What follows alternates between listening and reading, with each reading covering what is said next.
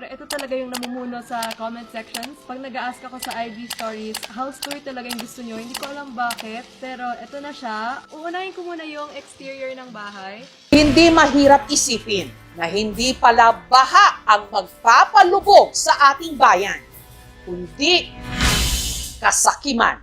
Napalitan ng pagkadismaya ang paghanga sa 25-year-old singer at lifestyle vlogger na si Claudine Ko nang malaman ng publiko na kamag-anak siya ni na former Ako Bicol Party List Representative Christopher Ko at Ako Bicol Party List Representative Elizalde Ko. Si Claudine ay anak ni Christopher Ko, ang co-founder ng Hitone Construction and Development Corporation.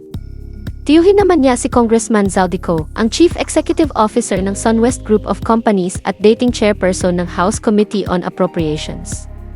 Tulad ng Alpha Omega Gen Contractor and Development Corporation at DEF Timothy Construction Corporation na pagmamay-ari ng mag-asawang Sara at Curly Discaya. Kabilang ang Hitone Construction and Development Corporation at Sunwest Inc. Sa top 15 construction companies sa listahan na inilabas ni President Ferdinand Marcos Jr., ang mga kumpanyang ito ay pinagkalooban umano ng multi-million contracts ng Department of Public Works and Highways, EDU, para sa mga proyekto sa pagpapagawa ng mga kalsada, tulay, flood control, at mga gusali mula 2023 hanggang 2025. Sa mga nakikipagsabwatan upang kunin ang pondo ng bayan, hiya naman kayo sa inyong kapwa Pilipino. Trending si Claudine sa social media dahil sa kaugnayan niya sa mga may-ari ng construction at development company na isinasangkot sa kontrobersyal na usapin sa flood control projects. Ito ang pinag-ugatan ng pagkwestiyon sa marangyang pamumuhay na ipinakita ni Claudine sa kanyang Clouds YouTube channel at Instagram page. Ang pagbibiyahe nila ng kanyang pamilya sakay ng private plane.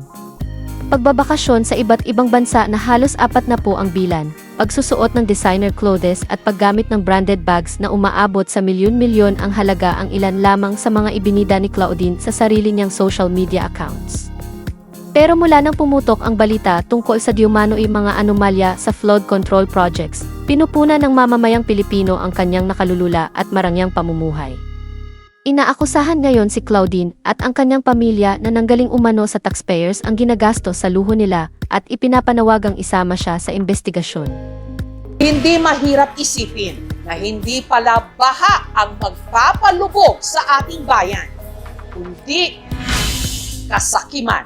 Sa mga nakikipagsabwatan upang kunin ang pondo ng bayan, hiya naman kayo sa inyong kapwa Pilipino. Hindi mahirap isipin na hindi pala baha ang magpapalubog sa ating bayan, kundi kasakiman. Sa mga nakikipagsabwatan upang kunin ang pondo ng bayan, hiya naman kayo sa inyong kapwa Pilipino.